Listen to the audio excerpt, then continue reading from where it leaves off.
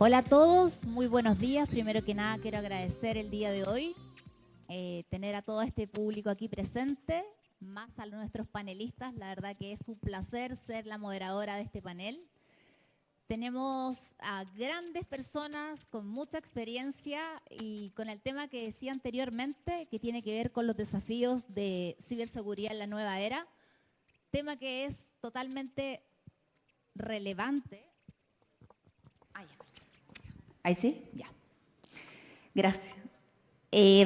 Como les contaba, desafío de ciberseguridad en la nueva era, que es un tema que está en bombo. La verdad es que estamos viendo muchas cosas que están pasando en el país, en las organizaciones globales. Así que la verdad, bueno, me gustaría ahí, vamos a hacer algunas preguntas, que las compartiéramos, profundizáramos un poco en ello. Y lo que sí les voy a pedir es que tenemos 35 minutos, que yo creo que es muy importante, ¿ya? Porque nuestro diputado también tiene cosas que hacer después, así que con respeto a él también vamos a lograr los tiempos. Bueno, primero que nada, bueno, Leonardo Soto, diputado Leonardo Soto, abogado, diputado, es abogado y político actual, diputado por el 14 distrito de la región metropolitana, desde el año 2018 hasta el año 2026. Fue concejal de San Bernardo, reconocido por su rol como gran impulsor de la Ley de Protección de Datos. Después contamos con Diego Ríos, CIO de Certal, profesional con más de 10 años de experiencia en el sector de telecomunicaciones. Ha tenido un rol absolutamente clave dentro de la asociación del rubro, participando en diferentes coordinaciones e iniciativas estratégicas, gestión de proyectos, entre otros temas.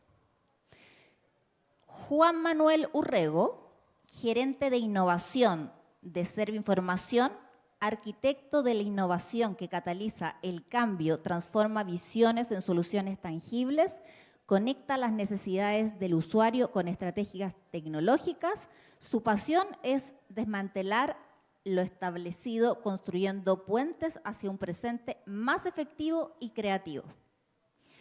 Herbert Galeano, Business Development Executive para la TAM EFI Randy Labs, ¿lo dije bien?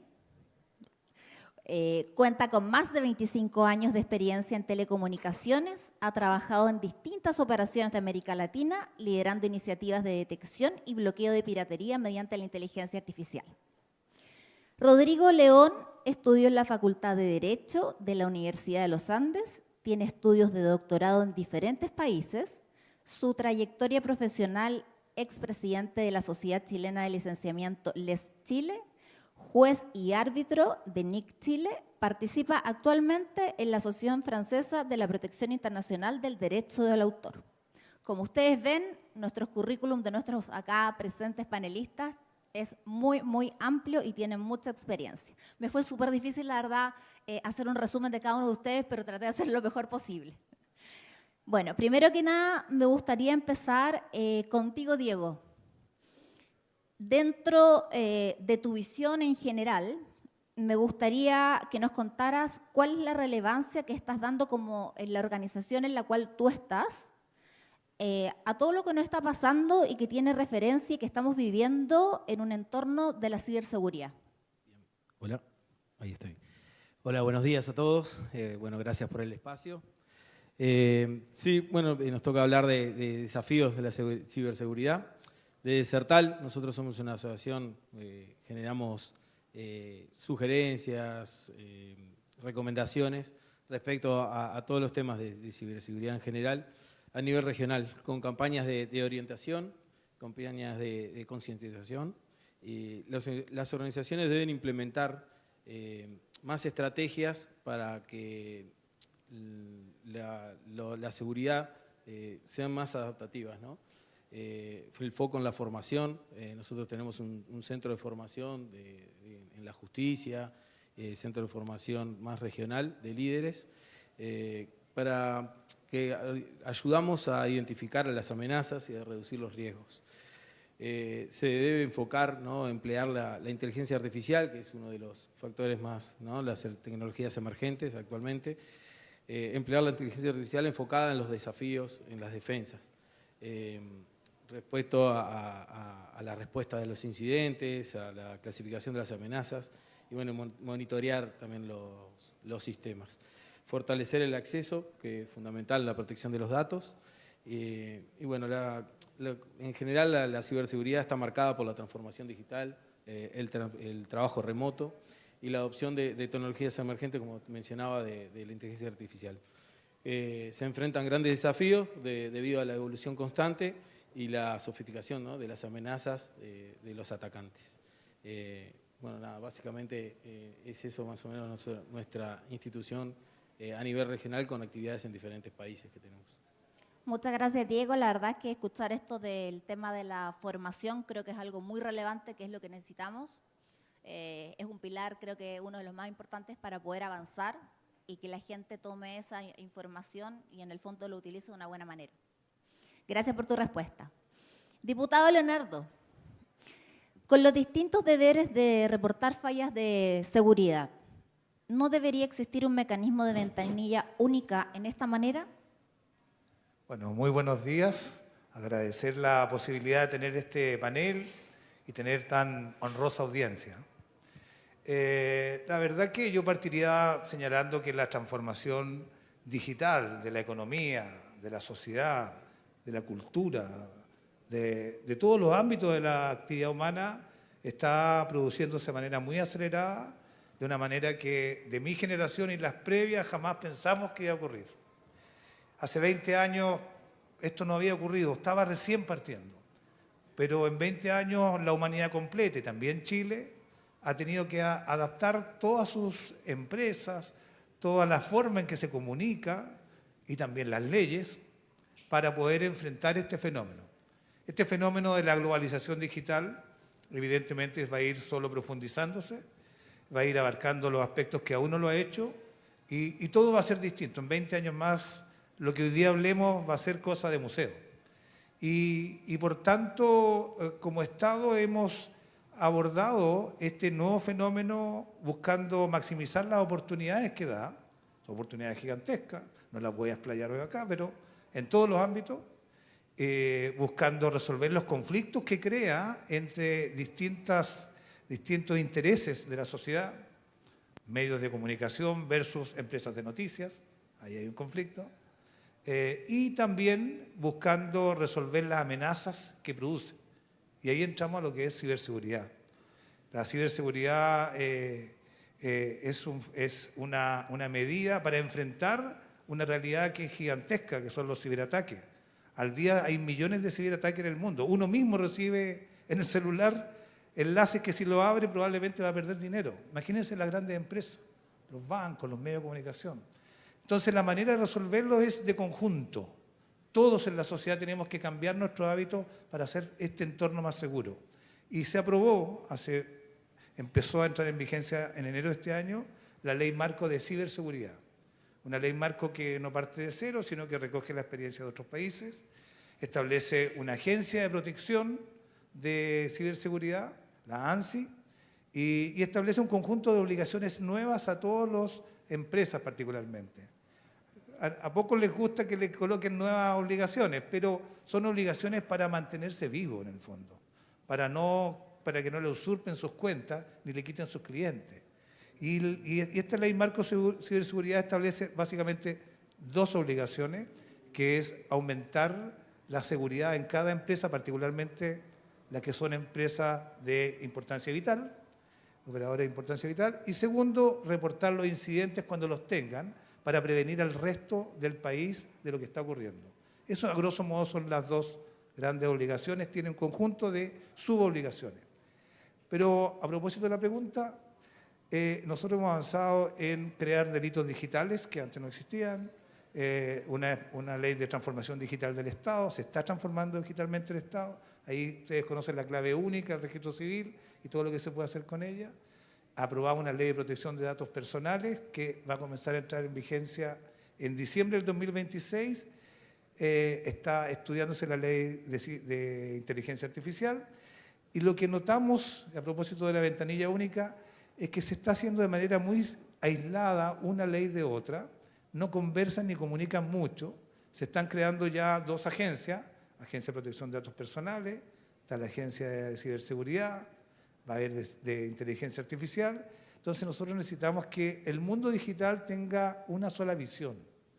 Que cuando alguien en Europa, en Latinoamérica diga ¿con quién puedo hablar en materia digital en Chile?, no tenga que ir a golpearle a cada una de estas agencias con sus particularidades. Que haya una ventanilla única y uno entienda con un interlocutor del Estado para los efectos de implementar los planes de data center, de cables submarinos, en fin, todo lo que es la transformación digital. Esa es una necesidad y tenemos un proyecto de reforma constitucional que así lo va a establecer. Muchas gracias por la completa respuesta.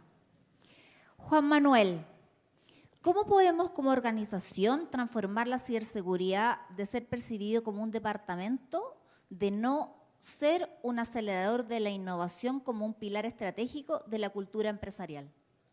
Buenos días. La ciberseguridad es increíble y ustedes sabían que en este momento alguna solución está siendo atacada.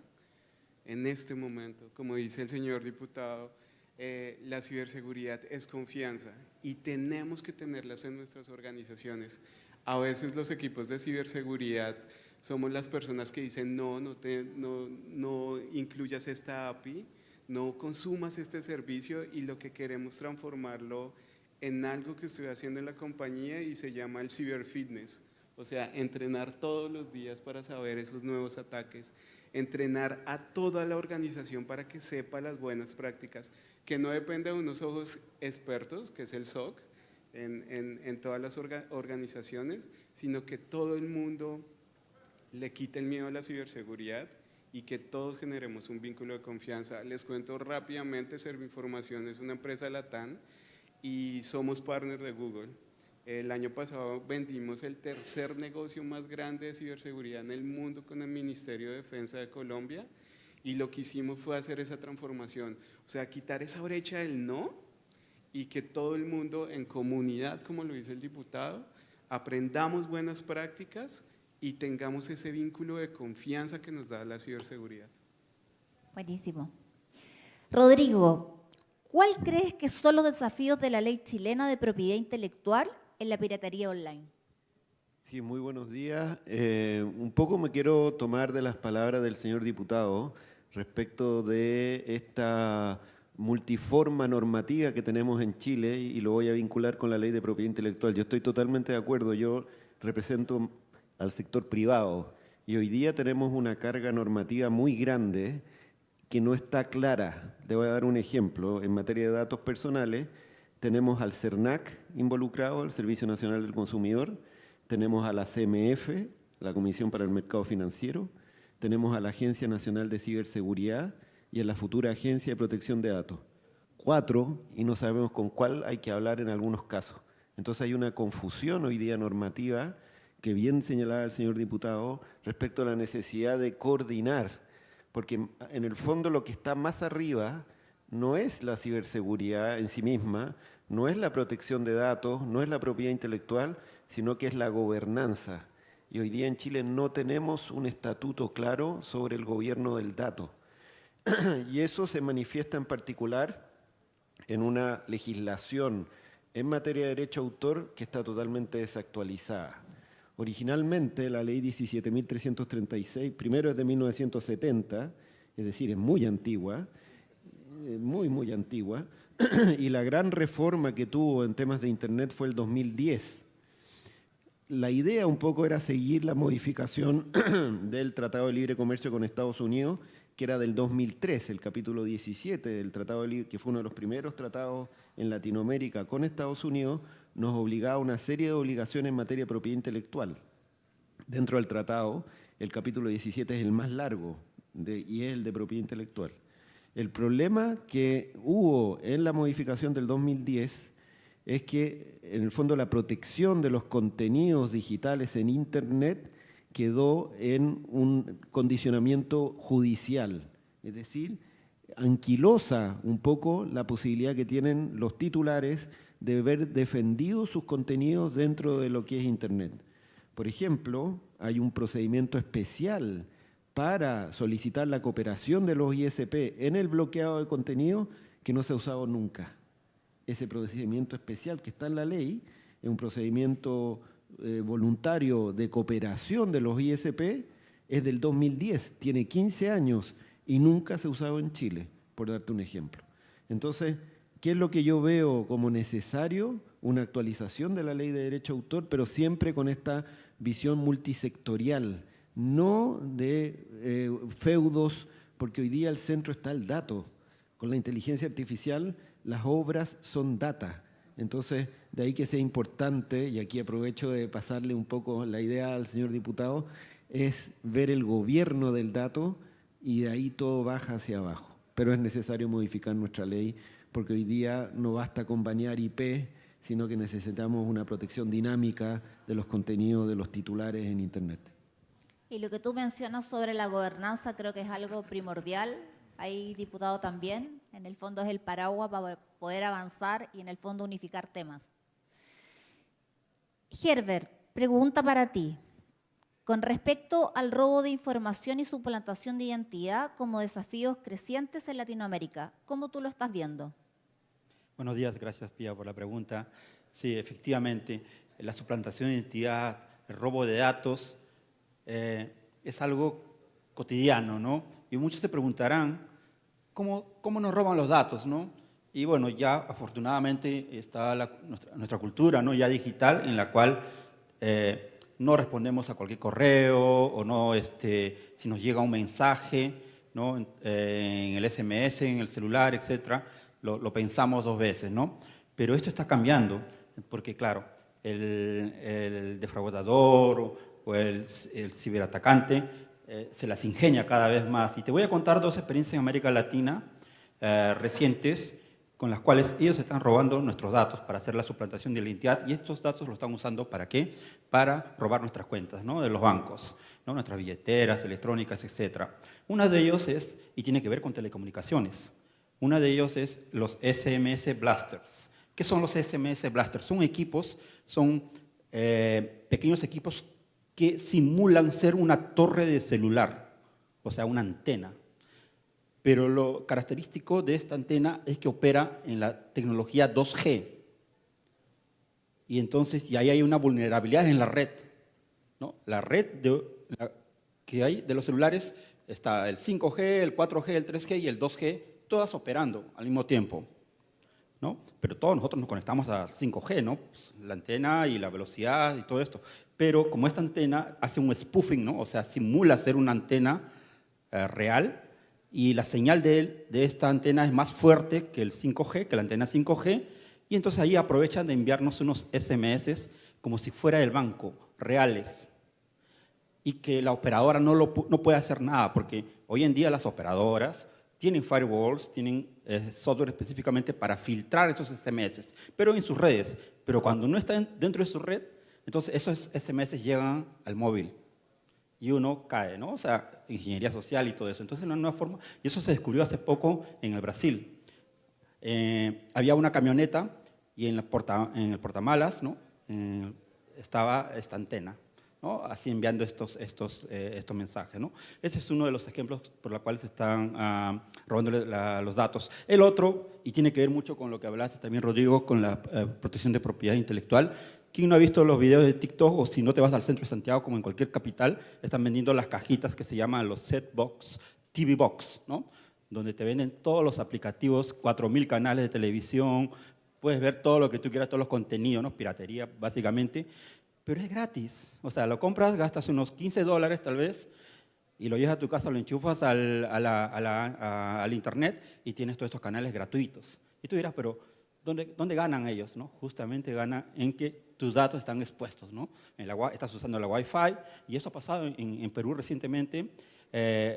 Hubieron casos en los cuales las personas estaban durmiendo y durante la noche y se había instalado un troyano, RAT, que se le llama, que es un acceso remoto, y habían invadido a sus cuentas de billetera electrónica, que era el Yape en Perú, ¿no? Entonces, son casos como está cambiando esta parte de la suplantación de identidad y robo de datos.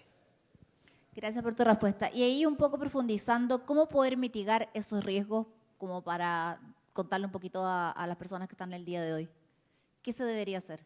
Sí, entonces, gran pregunta, gran pregunta. Entonces, muchos dirán, bueno, entonces, ¿cómo me protejo? Porque cada día, en mi opinión, sí, tenemos que tener una buena cultura digital y todo esto, pero quien nos tiene que respaldar no somos nosotros, porque nosotros vamos a caer siempre en esto. O sea, no podemos estar cuidándonos. Quienes nos tienen que proteger son las entidades financieras. Las entidades financieras deben de tener estos softwares o sistemas que puedan detectar esto. Inclusive la operadora, en este caso del SMS Blaster, ya existen unos dispositivos que le llama SDR, Software Definition por Radio, y que detectan, digamos, niveles de anómalos de que está cambiando la potencia de la señal y todo esto. Pero en realidad, quien nos tiene que proteger no somos nosotros. O sea, no vamos a instalar 50 antivirus en nuestro celular y estar actualizándonos, sino las entidades, ¿no? O sea, ya sean las operadoras, ya sean los bancos, y principalmente tiene que haber un poco también la cuestión de gobierno, ¿no? O sea, el gobierno tiene que colocar estas leyes, ¿no? Nos tiene que proteger. Entonces, porque estamos hablando, no estamos hablando, lo que yo denomino, es la ciberseguridad ciudadana. Entonces, la ciberseguridad protege a las empresas, pero ¿quién nos protege a nosotros? ¿No? Entonces, es un tema. Gracias por tu complementación a la pregunta. Diputado Leonardo, ya que todos estamos de acuerdo en varios temas, los que estamos hablando el día de hoy, me gustaría un poco, ¿cómo usted ve cómo informar a los usuarios de una filtración sin generar pánico y tampoco destruir la confianza en la marca? ¿Cómo lo vería enfrentado? Bueno, un tema nuevo, evidentemente, a partir de la creación de la Agencia Nacional de Ciberseguridad, todas las grandes empresas operadoras de importancia vital, entiendo que varios de los que están acá pueden tener ese tipo de organizaciones, está sujeta a varias obligaciones de mejorar su sistema de seguridad, auditorías, certificaciones, etcétera, para tener mejores escudos frente a los ciberataques. Pero eso está demostrado, no es ningún sistema infalible, no es un sistema solo de tecnología, tiene que ver mucho con la cultura al interior de cada organización. Cuánto cuidan los activos, los datos, todo el capital creativo que tienen, tiene que ver con la exposición a los riesgos también, y es casi inevitable que se produzcan incidentes de ciberseguridad, ataques hacia sus finanzas, hacia sus datos más valiosos, y pueden ser incluso filtrados y acceder al poder de otros. En esos casos, la ley de ciberseguridad obliga a la empresa a hacer un reporte inmediato de lo que está ocurriendo.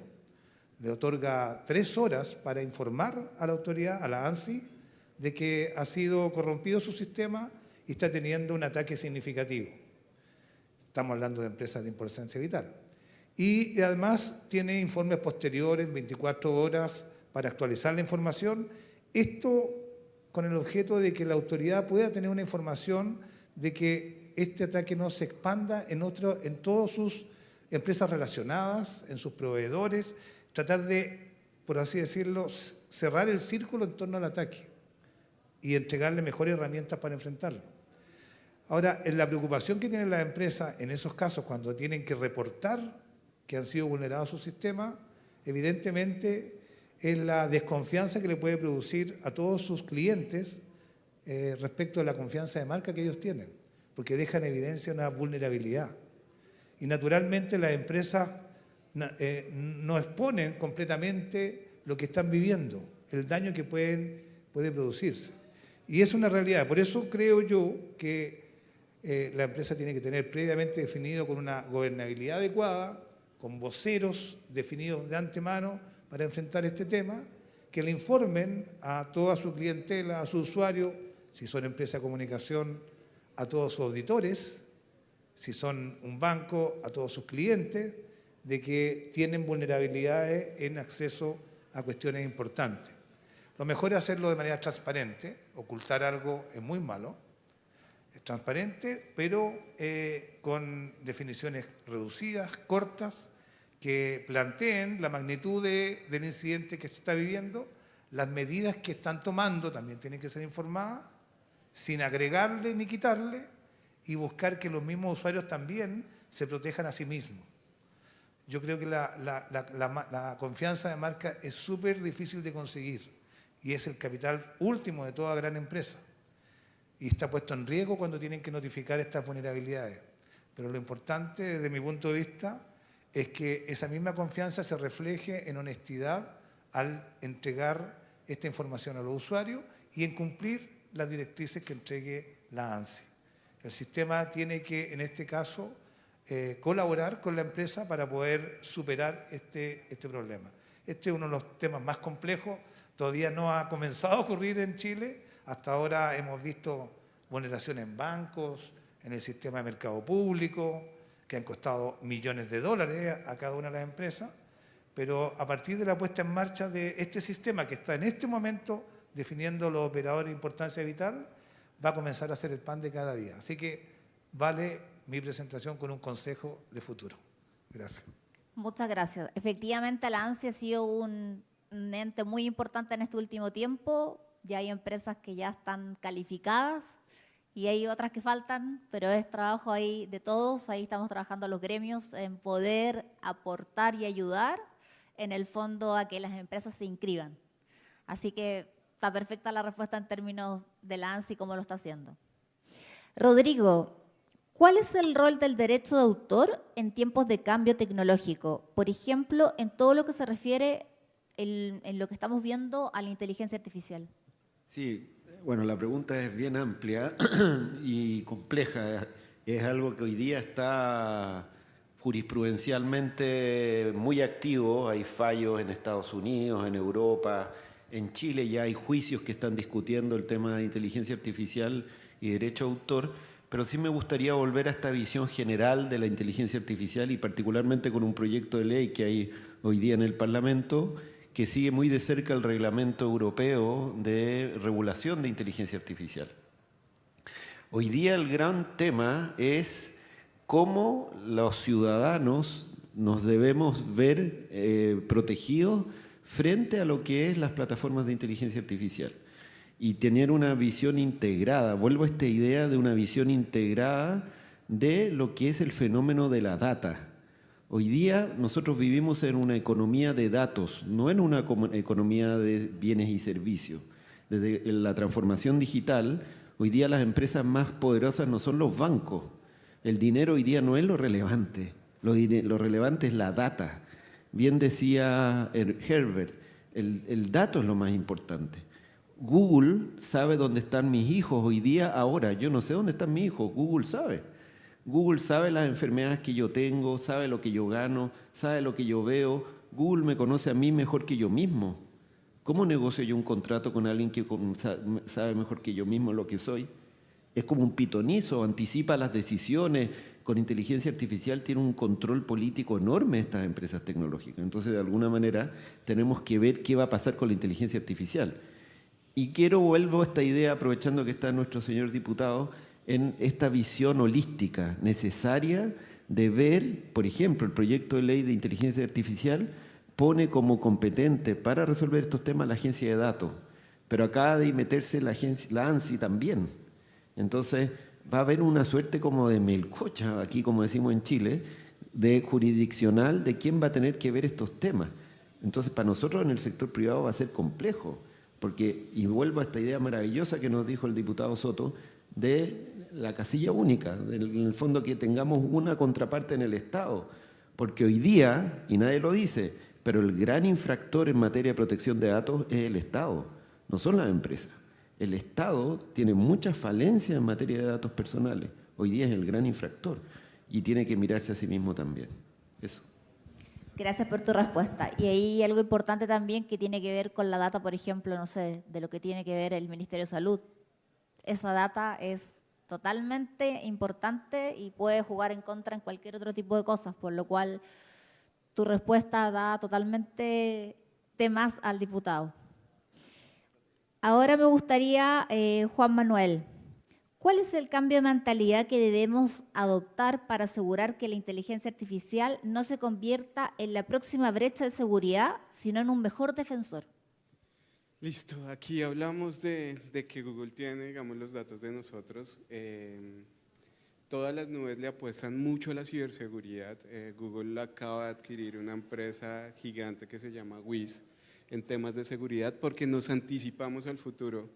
Hay algo y en teoría en la ciberseguridad siempre decía que nosotros protegíamos el pasado, porque cuando nos atacan, pues protegemos el pasado, pero tenemos que anticiparnos y la inteligencia artificial va a ser un motor. Sigo con el tema fitness porque es un músculo que nos va a ayudar a controlar y a predecir esas futuras fallas de seguridad. ¿Y por qué? Porque la inteligencia artificial procesa 45 millones de amenazas en un día. ¿Y qué hace el orquestador como yo, como humano? Soy el que es el estratega para utilizar la inteligencia artificial y predecir esos posibles ataques. Tenemos que anticiparnos al futuro, tenemos que, digamos, el gobierno está apostando muchísimo con todas esas leyes a proteger. Es importante, el Estado tiene nuestros datos y el Estado es una de las primeros frentes y la primera barrera que debería controlar los datos. Y todo el mundo habla de datos, pero la ciberseguridad ahorita se está concentrando en robar energía, porque es cuando nos llenan de criptomonedas, todo el mundo empieza como, uy, un ataque me va a robar los datos. Sí, tus datos son importantes, pero es más importante la energía que hacen con criptomoneda.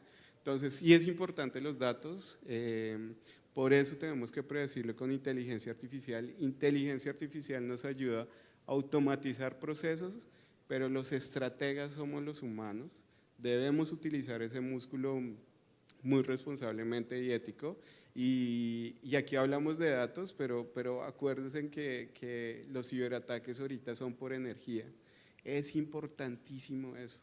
La energía es la nueva era de los ciberataques y pues los datos sí son públicos, son confiables.